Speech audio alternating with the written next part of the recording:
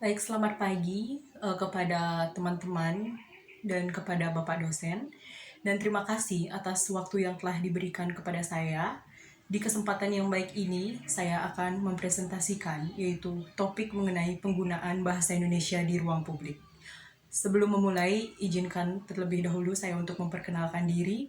Perkenalkan, nama saya Niputu Sutraningsih dengan NIM 2012 021063. Saya berasal dari Prodi S1 Pendidikan Bahasa Inggris. Sebelum membahas materi lebih lanjut mengenai penggunaan bahasa Indonesia di ruang publik, sebelum itu kita harus mengetahui definisi dari ruang publik itu sendiri. Ruang publik dapat didefinisikan sebagai tempat atau area yang digunakan oleh manusia untuk berkumpul, bersosialisasi, melakukan aktivitas, ataupun berinteraksi dengan manusia lainnya. Nah, biasanya di ruang publik itu terdapat sarana-sarana umum ataupun fasilitas umum untuk memenuhi kebutuhan masyarakat itu sendiri.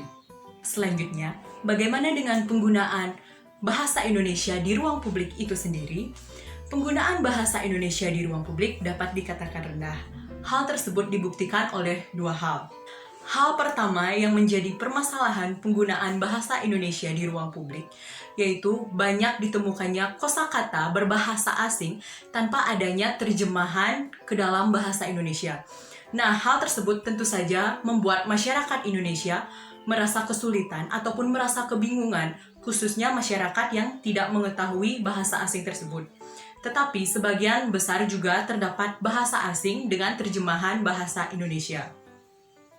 Nah, di slide yang saya tampilkan ini, terdapat dua contoh penggunaan kosakata bahasa asing di ruang publik.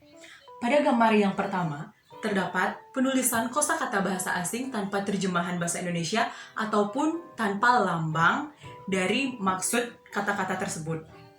Nah, sedangkan di gambar yang satunya lagi, terdapat kosakata bahasa asing tanpa terjemahan bahasa Indonesia, namun di atasnya terdapat makna atau lambang dari kata-kata dalam tulisan tersebut.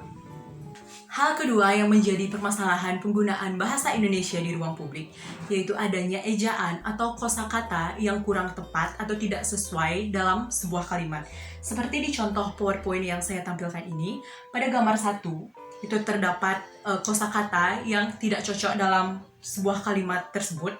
Sedangkan pada gambar 2, itu terdapat pencampuran antara kosakata bahasa asing dan kosakata bahasa Indonesia. Nah, dari kedua gambar tersebut, dapat terlihat bahwa terdapat kosakata yang kurang tepat dalam sebuah kalimat.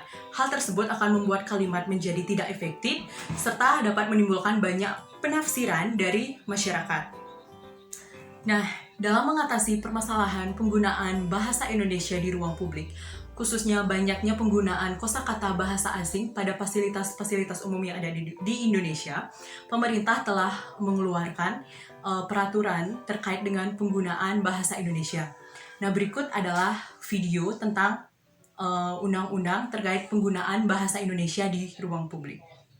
Dengan dikeluarkannya Perpres nomor 63 tahun 2019, pemerintah harus segera membenahi istilah-istilah asing khususnya yang masih terdapat di ruang publik.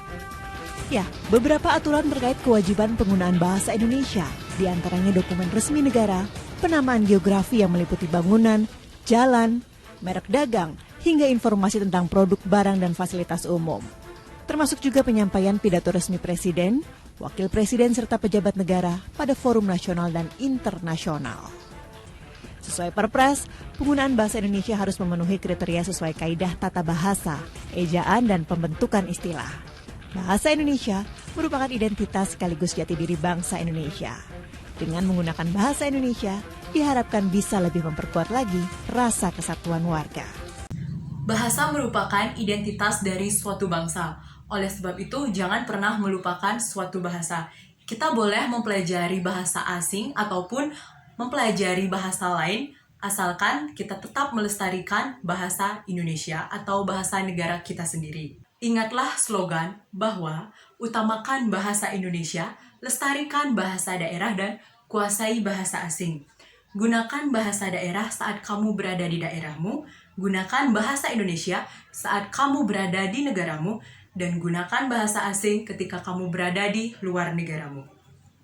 Baik, sekian presentasi yang bisa saya sampaikan mengenai materi penggunaan bahasa Indonesia di ruang publik.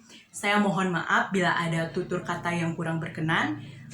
Sekian yang bisa saya sampaikan. Terima kasih dan selamat pagi.